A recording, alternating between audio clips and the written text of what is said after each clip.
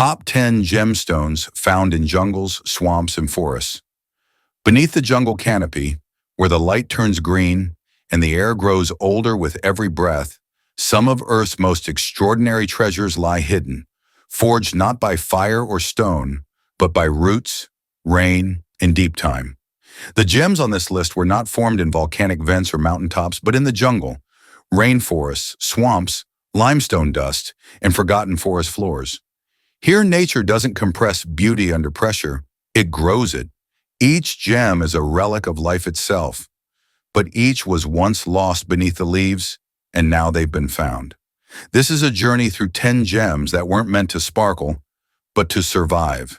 And they did, deep in the wild, where no light shines for free. Don't forget to press and hold that like button, leave a comment, and hit subscribe before we begin. Ranked 10th. Amber, the forest that never decayed. Long before mines, pressure, and flame shaped the jewels we know today, there were forests, thick, humid, and teeming with life. In these ancient jungles, towering trees bled resin to seal wounds. That sticky golden fluid dripped down bark and pooled on the forest floor, catching whatever crossed its path, a fly, a leaf, a drop of rain. Then came time. Buried under sediment, the resin hardened, polymerized, and slowly transformed into amber. Not stone, but a fossil born from trees, often in swampy lowlands or dense prehistoric rainforests. Unlike gems pulled from mountains, amber was born in places where humidity clung to the air and the ground itself breathed. Today, many of these deposits lie along the Baltic coast, in the Dominican Republic, and deep beneath the forests of Myanmar. A typical amber piece weighs between 5 and 20 carats and rarely exceeds 2 inches in length. Clean specimens sell for $15 to $40 per carat, but those with inclusions, insects, ferns, or air bubbles frozen in time, can reach $2,000 plus on the collector's market. Amber doesn't sparkle, it doesn't fracture light, but under the right angle, it glows from within, as if the jungle it came from is still alive inside. In a world chasing the brilliance of diamonds and the fire of rubies, amber offers something no other gem can. For a moment, the forest refused to forget. Ranked 9th. Opalized Wood, the forest that became flame. They dug expecting ash but unearthed fire.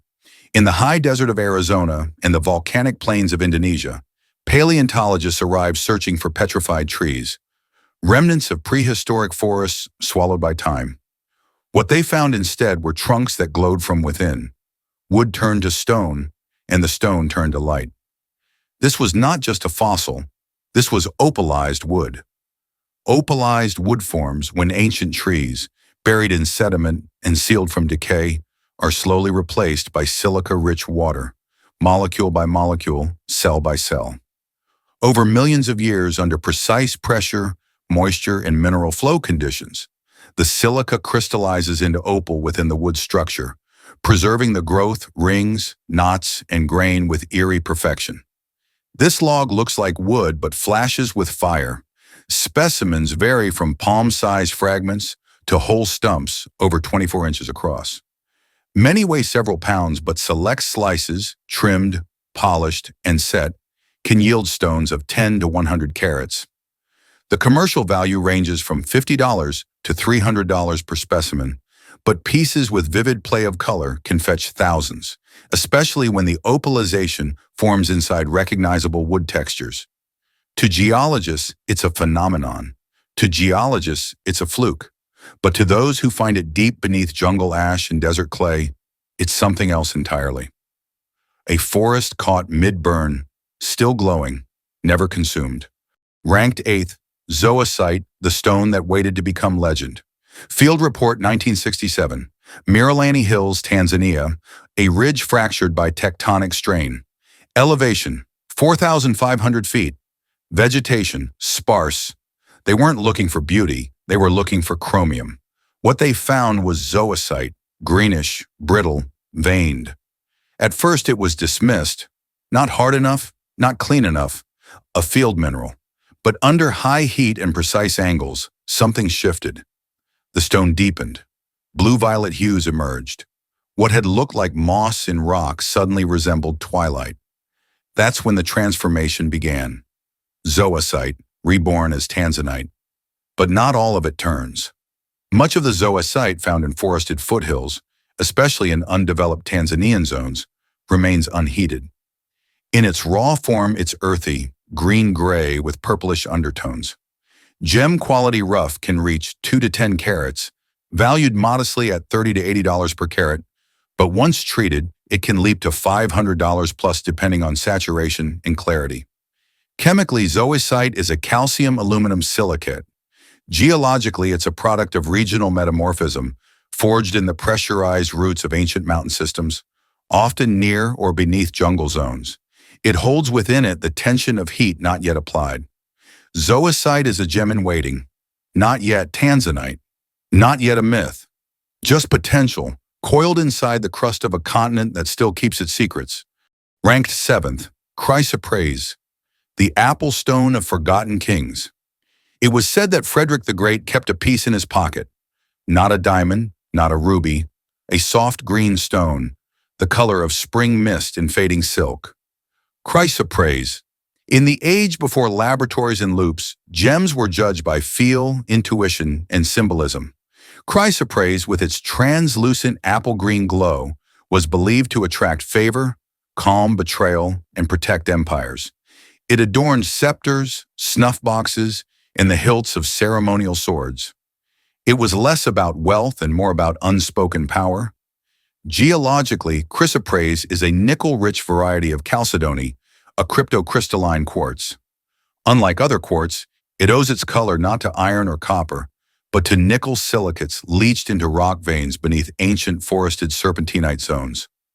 The finest deposits have emerged from Poland, Australia, and Kazakhstan, often hidden beneath thick forest canopies or weathered limestone hills. Stones range from 5 to 30 carats, most cut and cabochon. High-grade material, rich color, minimal fractures, can reach $100 to $300 per carat. But its true value lies in how it holds light. It is not brilliant or fiery, just steady. Centuries have passed, empires have fallen, but the stone remains soft, green, and untouched in museum drawers and forgotten brooches. Not remembered by name, perhaps, but still whispering where it once ruled. Ranked 6th, moss agate, the forest inside the stone. In the old stories, there was a stone that grew leaves. Hidden in the rivers that cut through shadowed forests, it was said to pulse green when the trees above were healthy, and fade when the woods began to die. The elders called it Earth's eye. A piece of the forest turned still, but not silent. Centuries later, they found moss agate, not a plant, but a stone with chlorophyll-colored inclusions that twist and branch like living vines. It isn't moss. It's manganese and iron oxides, suspended in translucent chalcedony, forming fractal patterns that mimic fern, bark, or algae. But to the human eye and imagination, it looks exactly like a forest fossilized mid-breath. Moss agate forms in low-temperature, silica-rich fluids that fill cracks in volcanic rock, often in regions where forest and mineral veins intersect. Some of the most hauntingly beautiful pieces come from India, Indonesia, and Oregon, where rainforest and geology bleed. Jewelry-grade specimens range from 10 to 50 carats, often cut as ovals or irregular slivers. Most retail for $5 to $30 per carat, though pieces with vivid, centered patterns can fetch far more from collectors and artists. They say the branches start to move if you stare into one long enough. Not forward, not back, just deeper. It is as if the forest inside is still watching. Ranked 5th, Amazonite, the river stone that speaks in silence. In the early 1800s, during expeditions through the dense rainforests of South America, explorers reported discovering soft green stones glinting beneath riverbeds, cool to the touch, neither quartz nor jade. Though no primary source was verified within the Amazon basin, the name endured, Amazonite. This gemstone is a variety of microcline feldspar, distinguished by its pastel blue-green hue and velvety opacity.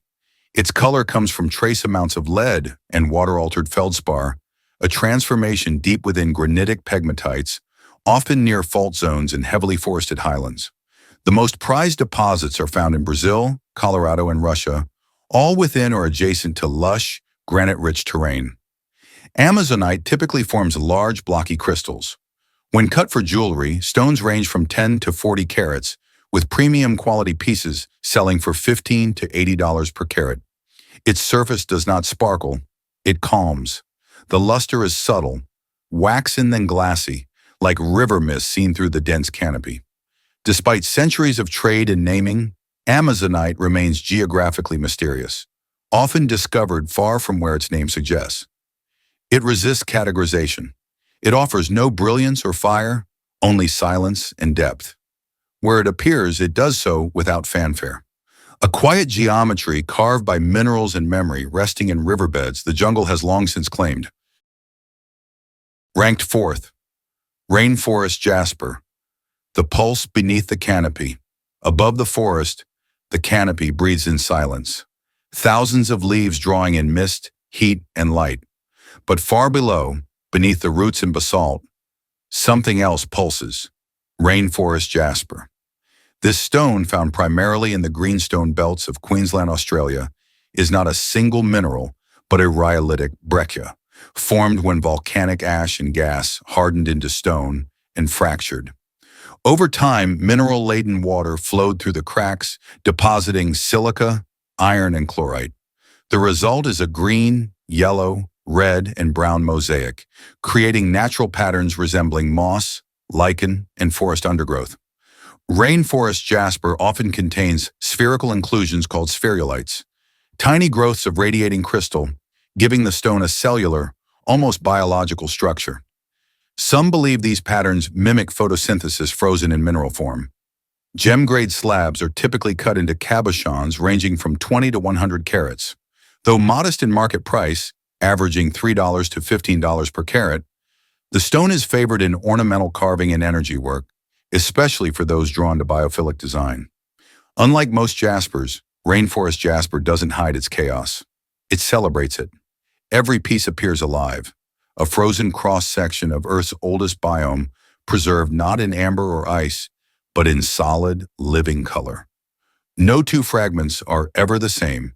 Each one holds a pattern the forest forgot to repeat. Ranked third, green tourmaline, jungle lightning.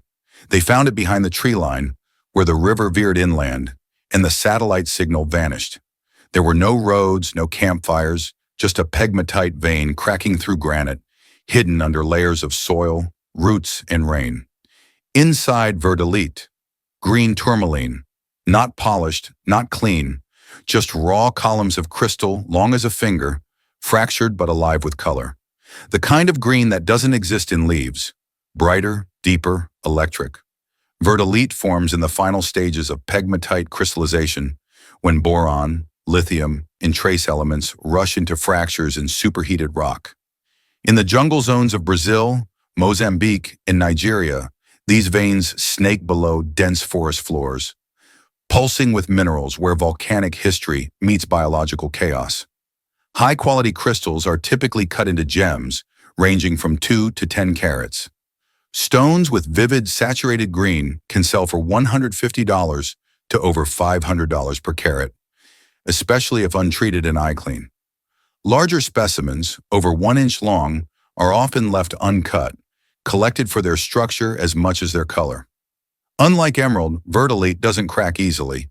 It's tougher, and it survives transport, heat, and even impact. That makes it a favorite for rugged settings, rings worn daily, talismans made to be touched. In the jungle, green is everywhere, but only one kind of green cuts light like a blade. Only one kind flashes like lightning and leaves no mark. Ranked second, Jadeite, the stone that outlived the kings. In the Forbidden City, Jadeite wasn't worn. It was worshipped. Laid in imperial tombs, cradled in gold and placed beneath the tongues of emperors to guide their souls beyond death. No other stone held such authority, not for beauty, but for order. Jadeite, the rarer cousin of nephrite, forms under extreme pressure in subduction zones, where oceanic plates dive beneath continents. Its finest specimens come from the dense, mist-covered jungles of northern Myanmar, where a thick canopy hides veins of brilliant green woven through serpentinate rock. For centuries, the source was guarded, the paths perilous, and the trade controlled by dynasties, warlords, and empires. What makes jadeite remarkable is its composition, an interlocking matrix of jadeite crystals that resists fracture, yet takes on an almost wet translucency when polished.